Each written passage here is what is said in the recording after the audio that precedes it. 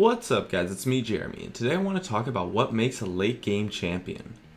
Now for each champion it all comes down to two things: how your items scale and how you scale versus your opponent's items. A champion that is powerful in the late game will scale well in both categories. Ideally, you want to have your items scale exponentially upon themselves, and you want your opponent's items not to be able to shut you down. Let's take an example of each scenario.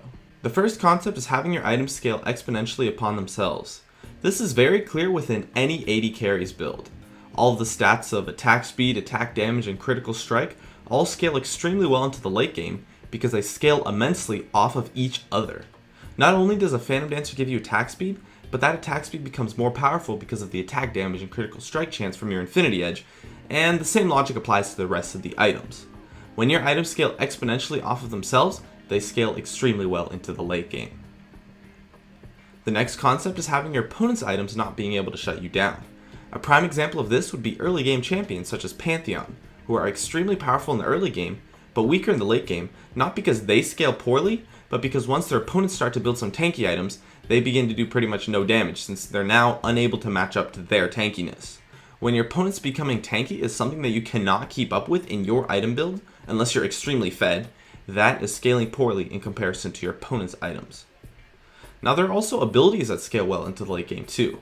Anything with crowd control or a steroid can be extremely useful in the late game due to the impact they can have in a team fight. Take Nidalee for example.